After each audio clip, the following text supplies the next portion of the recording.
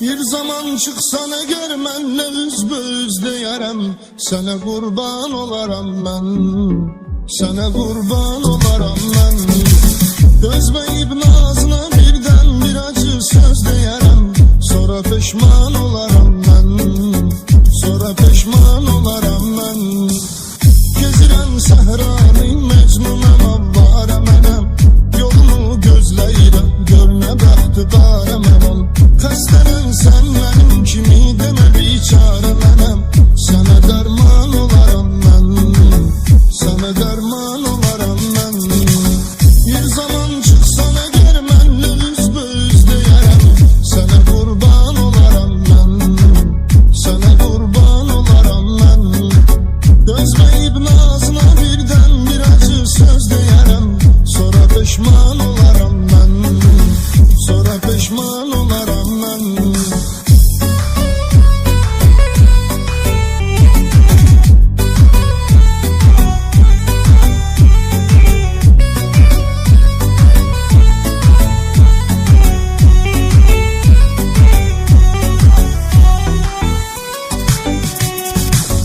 Bunu da mən yazıram ki biləsən neyləmisən, olsunlayıb sən üçün hansı gülü iləmisən.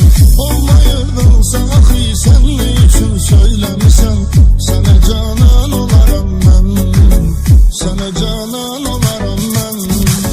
Bir zaman çıxsana gör mənlə üzbəüz deyərəm, sənə qurban olaram mən, sənə qurban olaram mən. Dözməyib nazına birdən bir acı söz deyərəm, sonra peşman olaram mən, sonra peşman olaram mən. Məni dəvət eyləsən görüşüvə mən necə gələrəm, zəif əllərimlə əllərini tutub gücə gələrəm. Yenə də səbr edirəm, bir gün aylı gecə gələrəm, sənə mehman olaram mən, sənə mehman olaram mən.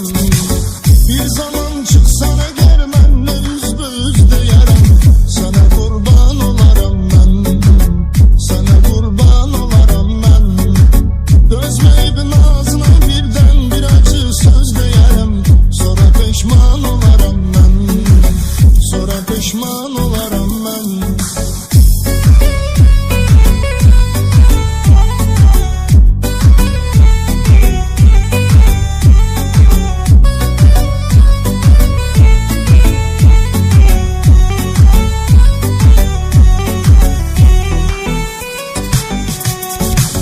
Taleyim döndü sənə ilk dəfə saldıqda nəzər, məni bihuş elədin, qalmadı canımda qədər. Nə biləydim ki axı o ilk baxışdan bu qədər, sənə heyran olaram mən, sənə heyran